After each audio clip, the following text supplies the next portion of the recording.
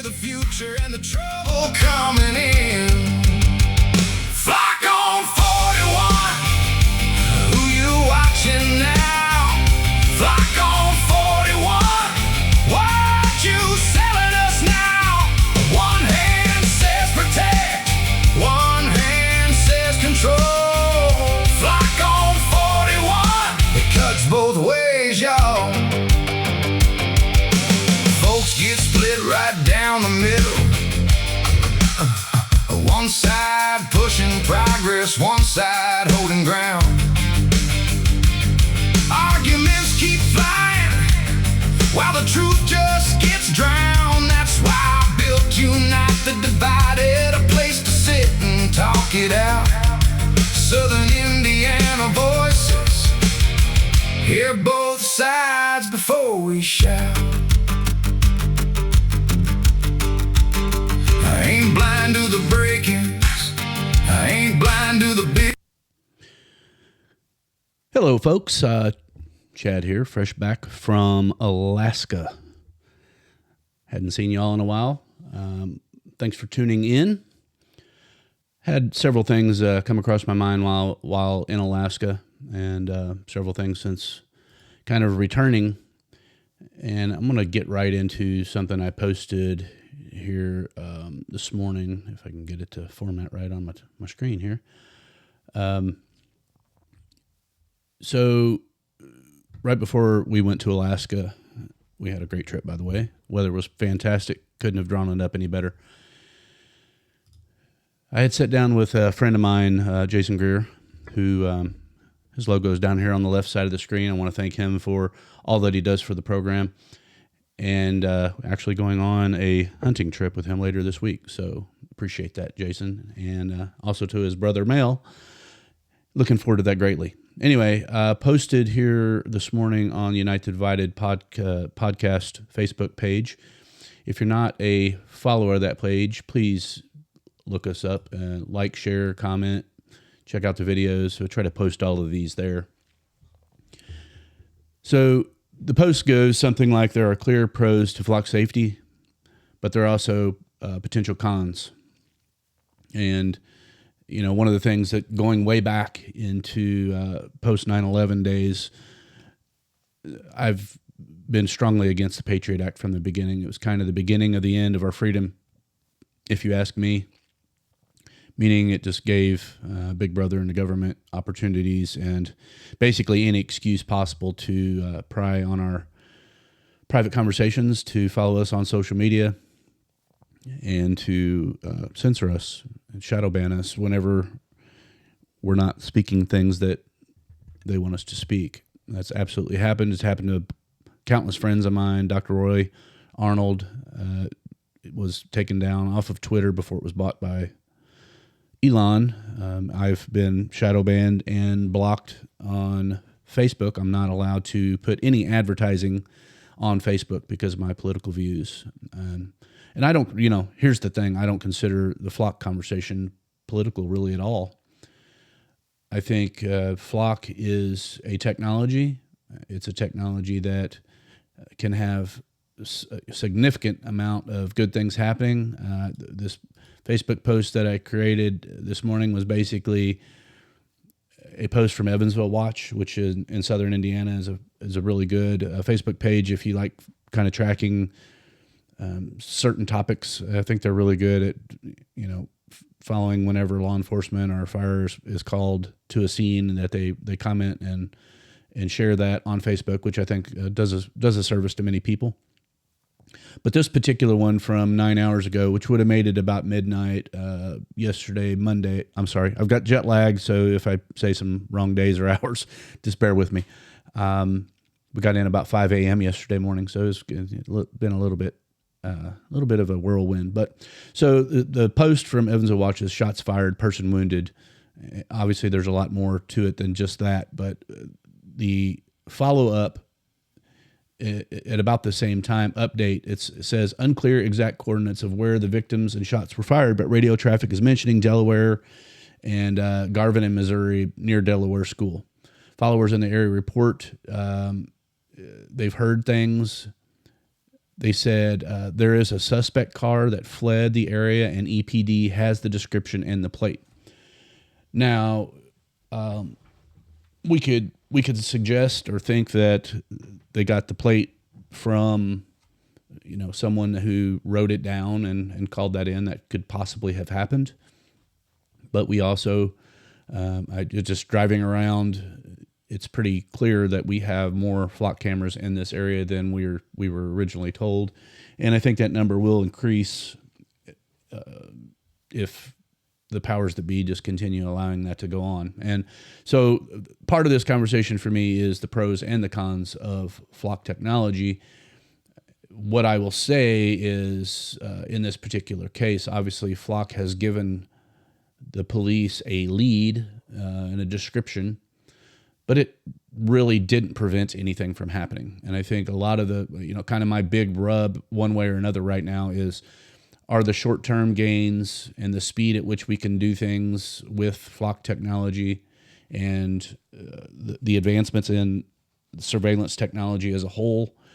Will we get to a time when we can, prevent crime or stop crime when it's happening very early in a crime cycle, meaning within seconds or minutes of hearing something? Could police or drone police be on site to thwart something? I think that's the promise, that's the push, that's what we hear, that's what we're made to believe at a subconscious level, I believe. But the reality of it is, all this did was give EPD, Evansville Police Department, a description of the car and a plate number. Didn't solve a crime. So, if we're looking at quote unquote solving crime or making less crime, the flock camera in this case did not prevent anyone from getting shot. Of course, we pray for the families, the victims of the shooting. It's obviously a terrible thing, a whole nother conversation to have. But I did want to kind of talk about this particular post this morning, simply because I've been gone a while, and I wanted to make sure that everyone who follows knows that I'm paying attention to the conversation. We've put in public records requests to determine what is going on with flock and data centers, for that matter. But just wanted to let you know that had gone on. So this is kind of a pro-flock post, I guess. And good morning, Benz. Benz is napping today, but he decided to join us. So I've got several things that I want to hit today, and none of they don't really sound all that connected, and maybe they aren't. But again, these are just things that were kind of on my mind when I was on the trip to Alaska. So, without further ado, kind of what I want to say is, we have to determine and understand that we are always in a narrative battle, meaning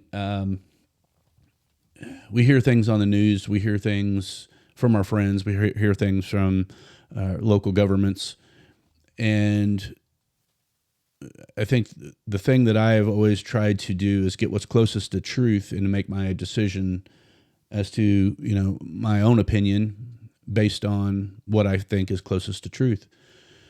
And so there's a big thing that's been going on for a long time. It's probably one of my oldest conspiracy theories. And, I've considered myself a little bit of I'm a classic liberal, which basically means conservative at a lot of, we want to conserve what freedoms we have: free speech, freedom to think, freedom of religion, freedom to express ourselves, freedom to have, say things that we want to say, but we, as a classic liberal, I know there's not a freedom of consequences, which I think is part of the dilemma and the jump that we've made in local politics and regional politics and national politics, meaning what used to be called or considered conservative, I don't think is really conservative or Republican by any stretch of the imagination. When I say classic liberal, it just really means I want people to stay out of my business, out of my family's business. I do believe government has a role in our community. That is ultimately to, guard our borders, to keep us out of harm's way from other countries. And so we find ourselves in a conundrum right now. And, I've been very critical of Trump. I've got a lot of friends who are very pro-Trump, a lot of friends who are very anti-Trump. And what I try to avoid is jumping into one camp or another just based on whatever a talking point or even my own cognitive dissonance might guide me. So just for instance, I've shared a lot of clips with a lot of different podcasters and influencers, from Tucker Carlson to Joe Rogan to nameless. I just named those two right off the top of my head. But at the end of the day, those people are going through journeys as well. And it's kind of my take that I want to pay attention to the people that I've come to trust over time. I want to continue paying attention to the signals that they provide, as long as those signals are not funded by people that have ulterior motives. And so, especially in this day and age with rapid AI, rapid technology, the push for flock and data centers, and Elon Musk telling us that he's going to build data centers on the moon, Elon and other people saying, jobs as we know it are coming to an end. I mean, there's just a lot of things going on out there that I feel like, as a Southern Indiana boy and living amongst people who are also kind of in a similar mindset to me, a lot of times is, I think in Evansville and Southern Indiana, all the surrounding counties, we've kind of felt insulated over the years from larger narratives, and we just kind of go about our business. We do our thing. We take care of our families. We go to work. We try to enjoy ourselves outdoors as much as possible. But, having not spoken about Trump in a long time and having really not engaged in the Iran war propaganda, pros, cons, whatever, I do need to be completely transparent and honest with you all, the ones that don't know my position on these things. And that's what I'm going to do right now. I'm going to do my best. So I've been labeled a conspiracy theorist from time to time. And as it turns out, a lot of the things that I've talked about over the months and years have come to fruition. Me and Dr. Roy started talking very early on about the COVID narrative, what it was, what it wasn't. And I think after being vilified and shamed and censored and all those things, which honestly doesn't really bother me that much. I've always been anti-authority. If you tell me there's some lines over here, you need to stay between them, and you don't give me a real good reason, I'm going to challenge that, because lines can be there to protect you. If you're driving down the road and there's a double yellow line, you obviously don't want to cross that line to the left and cause an accident and harm yourself or harm your family. But at the end of the day, if they are just dogmatic things that we've been told over time to get us in a mindset to obey the narrative or the authority figure who's telling us that, then that is a problem. And so to make a big rabbit hole conversation come to a fine point here, I'm going to share a clip from a podcast I heard. It actually looks like it's from a month ago. I saw a clip or two while on the cruise to Alaska that we just got back from.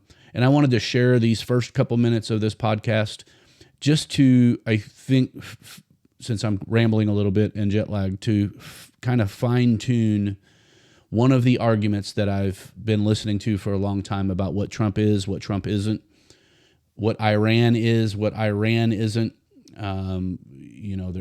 Trump has lost a lot of his supporters that joined him in his bid to get elected in 2024, which I think, to be honest, we had a really shitty option there. We either had Kamala Harris, who I don't know what she's qualified to run, but it's nothing that I want to be a part of, and or Donald Trump, who in his first 4 years, in spite of false narratives and Russian propaganda and people saying that he was a Russian collusionist, and he got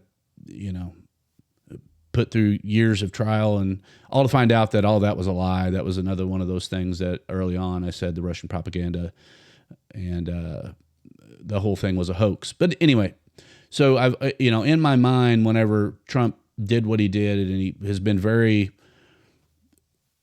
very critical of our media and the narratives that they feed. It was blatantly obvious to me many years ago that our media narratives, including what used to be a really good newspaper in the Evansville Courier and Press, I would consider it a good newspaper maybe 20, 25 years ago.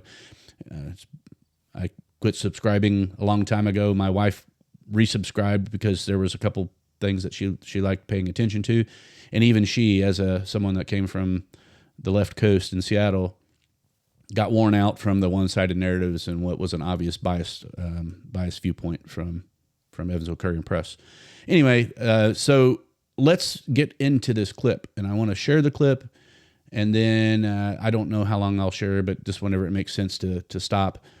That way we can just maybe reflect on what is being said. I know this particular narrative is not something that I've heard anywhere locally. I don't hear anyone talking about it. You either hate Trump or you love Trump. You think the Iran war is a completely terrible idea and you want to unelect every Republican because they might support Trump. I mean, it's all the left versus right BS, and we really don't get down to the root level of anything. And I think this clip, at least from the pro-Iran war perspective, gives a context that we can all maybe talk about and think about. So without further ado, let's listen to the clip. Finishing up the American Revolutionary War against the monarchists, against the globalists, the Frankists, the Prussians. He is indeed resurrecting Pax Americana. There's no better strategy than to let your enemy think that you're playing into his hands and doing his work for him. And so that's kind of what Trump's approach is. He's attacking Iran, not because it's the Iranians. What his big issue is that they are a front for the City of London, and if the City of London, the bankers told them to launch nukes at Israel, they would do so. In the late 1990s, you designed a program that scrapes data off the internet based on the premise that human beings are psychic, and the psychicness seeps out into our discourse. And then you designed a way of analyzing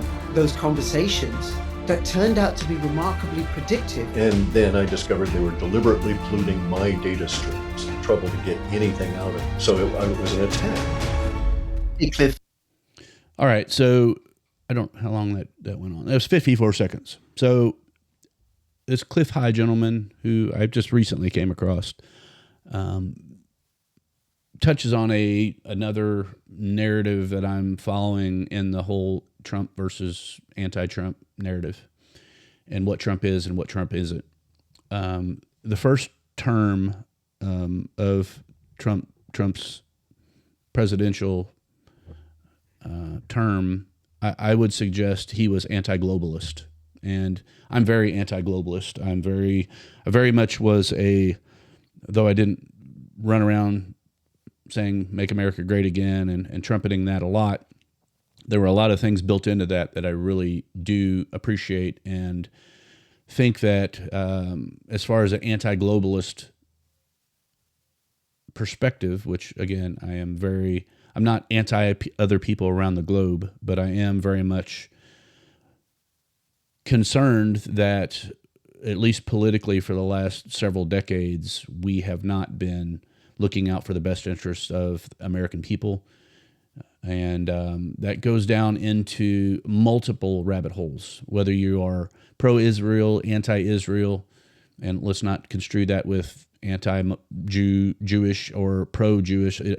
To me, when I say Israel, it is something that is forced onto us from talking points and from people who are saying Trump is owned by Israel or whatever. And if you say Trump is owned by Israel, then you're saying something anti-Semitic. I don't play those games. So if you're going to have those conversations with me and you throw that out there at me and you call me names, anti-Semitic or racist or whatever, first of all, you're an idiot. Second of all, anyone that knows me well enough knows that I'm none of those things. I simply want to have conversations about things that are important. And to do that, you have to cut through the noise. You have to cut through and look at the signals that are provided to you that have given you value over time. This particular a clip that I shared right to begin with. I might play it here again in a minute. Actually, I've got to leave here in about 35 minutes to take both the dogs to the kennel. Ben's is a little fluffy right now. We're going to go get him trimmed off. But so, I want to put that clip out there just for you folks that are struggling with the Iran conflict, which I am very much struggling with the Iran conflict. But this podcast gives you a potential alternative view of what it might be. And what this gentleman basically is getting to is he doesn't believe, and I think there's a lot of factual basis that could back him up, is he doesn't believe that the American Revolutionary War was really ever ended with the British Empire. So they never really waved a flag to say, yeah, we're done trying to take the land back. They really believe that, I think still to this day, many people believe that America belongs to them in some way, shape, or form. This gentleman talks about the City of London and the banking structures that control politics and where the money goes. And I believe if you go down this rabbit hole, which I would love to have anyone on to talk about, is I can point to countless clips and countless people who have a very structured way to talk about what the globalist system has done and what it's trying to do. And the argument for the Iran conflict as it is right now is we are potentially getting out of that issue. And so let's listen to just a little bit more of this, then I'm going to skip through to another clip. Thank you so much for making yourself available. Sure. Sorry for all the problems. Hey, not a problem. I'm actually I might look really calm, but I'm quietly thrilled after all these years because I've listened to you for many, many years. And actually, I'm going to start off. If I do this properly, I may end up in... Okay, I don't want to hear all this nonsense, so I'm going to skip right through it, I think. Let's see what we can get to here. That Trump is finishing up the American Revolutionary War, okay, against the monarchists, against the globalists, the Frankists, the Prussians, however you want to think about it. And to do that, he had to be very strategic, and I don't object. I wanted to enlighten the vision of those people that saw it just as Trump being hoodwinked by Jews in Israel and going for perpetual wars.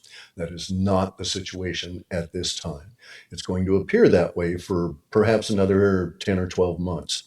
And then we'll be into an entirely different phase. He is indeed resurrecting Pax Americana, as seen by that famous Englishman who turned against the monarchist, Mr. Paine, and who said the American political economy needed to spread across the planet. And I believe that Trump is doing that. I know for certain that he's attacking what I call the City of London, which is the banking center. Again, it's just an arm of or a point of attack from the Prussians, the globalists, however we want to call them, right? And so I do agree with Tom. He's a very astute analyst. I agree with Promethean Action. They have a strategic understanding that is a broad vision, right? And you can't fight an entrenched global, dug into our social order enemy without a very strategic approach to it all that may frequently, because it's to your advantage, reflect old past behaviors that they used to control. So there's no better strategy than to let your enemy think that you're playing into his hands and doing his work for him. And so that's kind of what Trump's approach is, right? Okay, so I'm going to, this clip, if you look on YouTube, the channel is Rich Does Politics, and the title is His Web Bot Already Predicted the Globalist Fall and the Establishment Buried the Evidence. And so that, first of all, is a very, very interesting title. And if you listen to that clip closely, the first part of the clip, he basically alluded to the fact that he had created a software program where he was able to skim data in what I think predictably right now would be considered what AI does, with taking things out selectively based on parameters and filters that you put into your own AI scripts and into your own AI prompts. And so he sounds like a very early AI guy, and then he noticed something changed in the algorithms, and I think that gave him signals that he started looking in a slightly different direction. I just want to touch on real quick before I go to the kind of the last clip that I'm going to share with this, just to kind of put a little bit of a summary on it, is when he mentioned the war against the globalists and the global banking infrastructure that controls narratives. Any of you that have watched this program for any amount of time know that I've supported and talked about Bitcoin a lot, and a lot of that for me is a sovereignty project, but it is also basically my own way to feel like I can contribute in fighting the global banking system, which is the root of many of our problems here in America, if you just want me to be completely frank and honest with you, including here down all the way to southern Indiana. And how does that happen? Well, by printing more and more money and sending money to different directions that we, the people, really can't see and we can't track, we can't hold anyone accountable. There is no transparency. They simply have inflated our system to the point where, what used to be, my parents back when they bought their first home could potentially buy a very decent home in a year or two's worth of a household's salary. So if you made $40,000 a year or $30,000 a year, effectively could buy a really, really decent home 40 to 50 years ago with that. 1 to 2 years worth of your salary. Now you think about, even if you're making $100,000, $200,000, you have a 30-year mortgage that you are told is a great investment, which, we can have a whole nother podcast about. But at the end of the day, what it's done is it takes our money, our time, our efforts that we try to put out into the world, and the money is taken from us and given to a whole nother system. And so I have argued, and I think Bitcoin still is the answer. I got another podcast coming with my buddy Josh DeYoung, and I think we've got that going in September, and we're going to talk about how I think how Bitcoin can help local communities, which I'm really looking forward to. Anyway, I did want to kind of let you hear this gentleman, because I think his analysis and his thesis is one that, even if you don't like Trump and you think the Iran war is stupid, between this guy and Promethean Action, and I think these guys actually give props to the ladies over at Promethean Action as well. I strongly recommend listening to them if you want, again, a balanced look at what some of the pro-Trump, pro-Iran conflict, it all filters back down to the Bank of London, the City of London, and our old school institutions. I take it all the way back to 1912 and the origin of the money printing scam, and how we have a Federal Reserve that can't be audited, can't be tracked. I mean, really, it is a bait and switch to me that has got us to this point where they have to keep us divided. They have to keep us arguing about Trump is this, Trump is that. At the end of the day, what I will go back to one more time, and I haven't said it in a while, but I really liked Trump in the beginning, not because he said the right things and because he didn't say stupid things on social media, which we know he does, but because he really pissed off people on both sides of the aisle. And he had establishment Republicans, establishment Democrats who vilified him to all in. So what does that say? What does that really say to anyone that pays attention to politics over time? I strongly recommend, I believe we really don't have a two-party system anymore. We don't have really a duopoly, even though we are told we have a two-party system. So we're arguing on the fringes of converse, of each topic, and we're told to dislike this person because they're a Democrat, or like this person more because they're a Republican, or vice versa. Hate that person because they repeated something that Trump said, even if it was something good that Trump says, every once in a while. If they've got us so divided on these things that you can't really have a realistic, rational conversation about it. And I think that's just, a terrible thing. So without further ado, I'm going to share one more clip. I think this goes into like the 18th minute. I don't know how long I'm going to share it. This is a 1 hour and 20 minute podcast. I may come back in and actually do more clips of this particular one. again, I've got a really busy rest of the week. I'm leaving town Thursday evening to go on a trip with my buddy Jason Greer. Thanks to my wife for allowing me to do that. And so I wanted to make sure that I got on and just said a few things this week, and hopefully I'll do another podcast tomorrow. But let's listen to this final clip here, and then I'll do a summary. And I need to leave here in about 20 minutes to take the dogs to the groomers. I love you all. I appreciate it. And take a listen to the clip. About the deep state that I wonder about. So the city of London killed McKinley, killed Lincoln, possibly FDR, possibly JFK from the stuff that I've looked at. No, certainly JFK, yeah. And now we're looking at Donald Trump up against them. He's up against a really smart, strategic, highly evolved enemy. No, in my opinion, no. Okay, so this is part of the thing. There are these, all right, I'll say it one way and then we can get into the meat of it all. Things are not always as they seem. Everything has a time and a nature. The universe in our materium works in pendulums, in pendulum swings. And the deep state is on the downward side of that swing, right? They're losing power just naturally because they've been in effect for so long. The pendulum rose, they had their peak, and now it's swinging back and going the other direction. All right, so there is that. The enemy was weakening on its own when Trump appeared. And let us note that the conspiracies are true and factual, in my opinion, and that Trump is not acting alone. Okay, Trump is the point man for a very large group of very strategic thinkers, probably backed by AI, that understands the enemy, the Frankists, the Prussians, the City of London, etc. They know that enemy is weakening, and they're taking advantage of all of this. So it's not what you would think in terms of a big, robust enemy that Trump has to fight.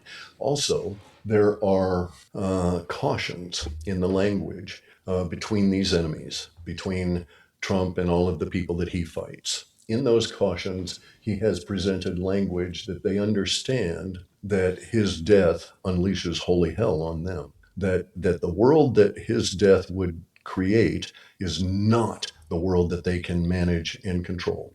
In the world in which Trump is assassinated, the heads of the British government will be decimated by homegrown, they'll call them terrorists, but I'm saying patriots that will simply assassinate them. They'll be stabbed, they'll be hauled off, they'll disappear. The individuals within the deep state are not as you and I. They have no personal courage. They are chosen for their roles because they're easily manipulated. Look at all of the people that you see in any government anywhere. They are weak. They can't stand pain. They can't take criticism. And their minds reflect all of this. That's another aspect of their whole organization weakening. So they know that if they take out the one... Sorry, Cliff. How can you describe Keir Starmer and Ursula von der Leyen and Kaja Kallas in those terms? Those are political giants. Sorry, I'm joking with you, Cliff.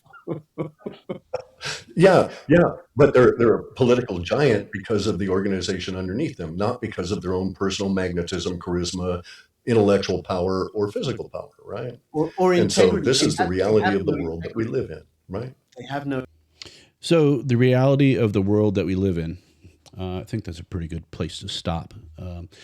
Again, I'm just going to put this out there. I do have a couple people that are agreeing to have conversations with me on a regular basis and put their face in a camera and listen to some of these crazy clips that I bring out here. But for me, like, I always listen to things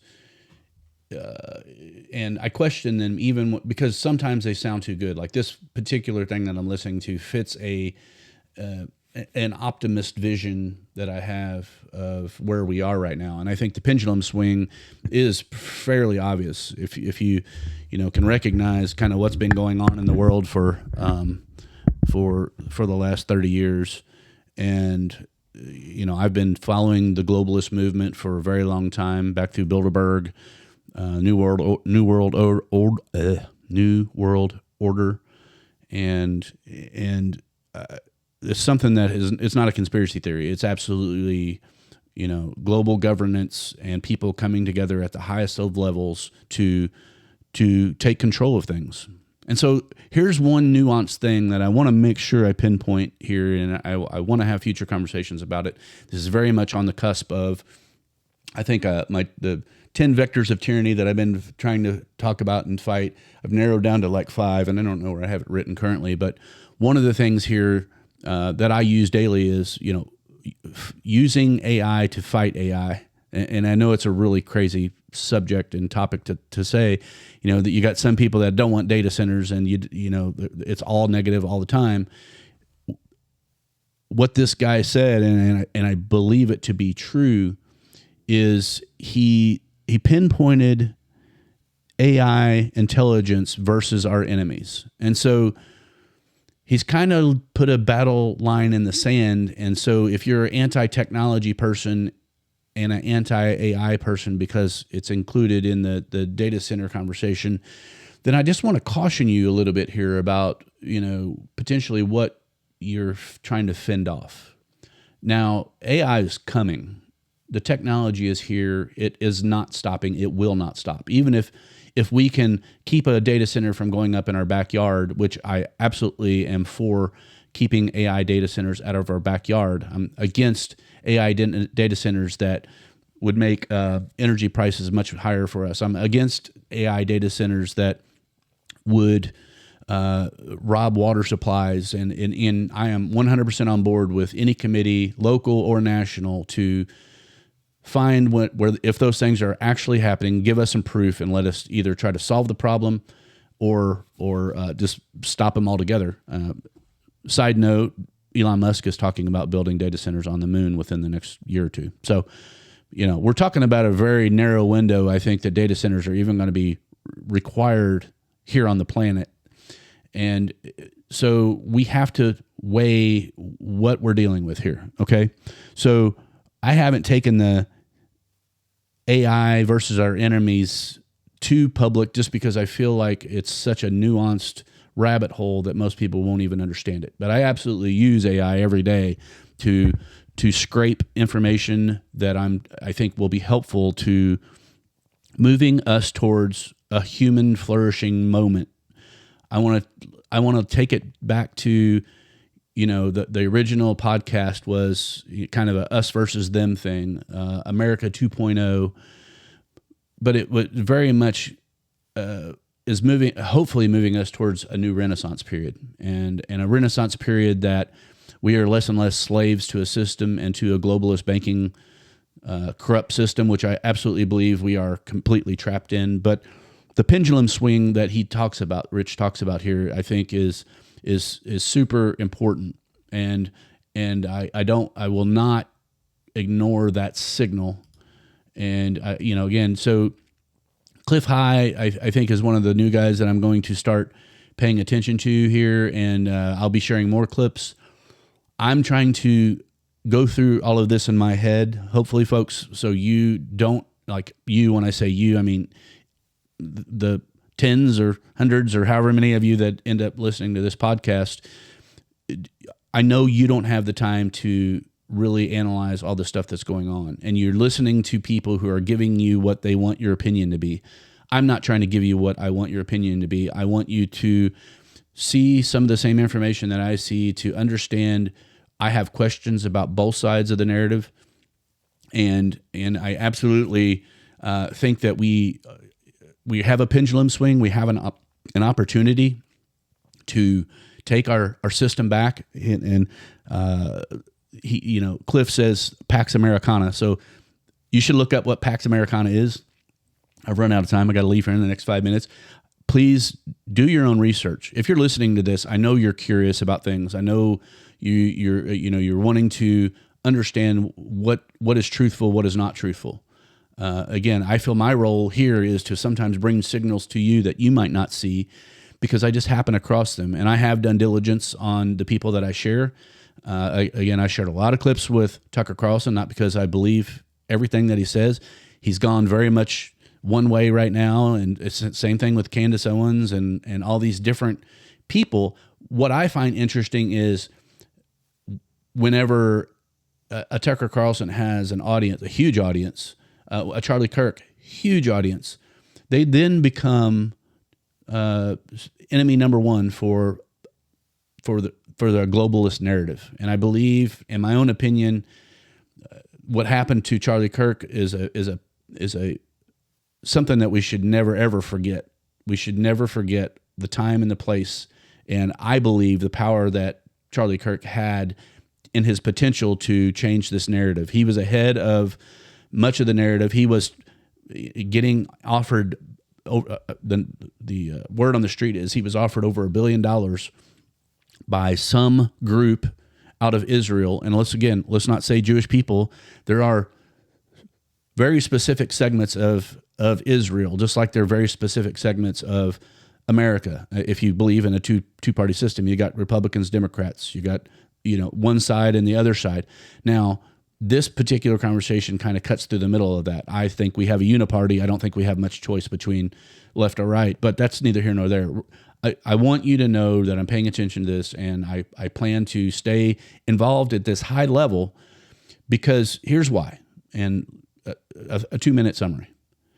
If we don't have conversations and we just listen to the narratives and we listen to the media and we listen to our friends who say Trump is crazy and, we have to remove every Republican from office because having a war in Iran is dangerous and scary and all these things. You hear all these things all day, every day, and that many of those narratives are driven by AI. There's local Democratic politicians who are spouting Democratic Socialists of America propaganda and Chinese propaganda, and so if you just follow along with what they're saying without questioning them on the things that they say, which they refuse to do, they won't have a debate, they won't have a conversation. They'll just tell you, here's how we feel, please call us and we'll talk about it. But we can't go on record and talk about it. That's just horse crap, people. If you believe in what you are saying enough to come say something on Facebook or in front of people at a town hall, you should have the courage to come on a podcast and have a conversation with someone that's going to challenge your narrative and or at least force you to look at the other side of a given narrative and get you on record with what that might mean. If you're wrong in your narrative and you're duping people just to get you elected because you feel like you're going to be this superstar in politics, it's nonsense. Nonsense. I don't really ever get upset or excited whenever I'm on a podcast. I could say nonsense really, really loudly and much in a more cursive language, but I'm not going to do that. For now, I just want to say I love you all. I appreciate you taking the time to delve into this with me. I wish that each and every one of you would consider, getting involved, commenting on these podcast clips that I put out, reaching out, agreeing to do a podcast on your own, or coming onto this channel and discussing these clips with me. We just really need to take this opportunity in this pendulum swing to use our numbers and our solidarity to fight the globalist platform, which is exactly what I think. No offense to anyone in the Democratic Party right now, but you have to explain to me how you are not just simply the pendulum swing that is protecting the deep state, because it seems like to me the deep state really is the only thing worth protecting from a political standpoint. That's why I'm on here talking about topics. It's United Divided, because I want, old Democrats, old Republicans, independents. Many of the people that I listen to now, podcast-wise, are people that have transitioned away from one party to some new party, whether it's populist or conservative or just not what they used to be. And I think that's huge. So please join us. If you have the wherewithal to support the podcast, I have sponsors that are giving podcast dollars heading our way, and I'm able to hire a couple of people and to bring out more content and to talk about things that need to be talked about here in Southern Indiana and beyond. So without further ado, sending love to y'all. I'm going to hit this Flock on 41 clip from Suno and just to take us out. So thanks, y'all. See you next time. Sending love. A man needs work and safety and a place where he can build. But if the ground gets crowded and the water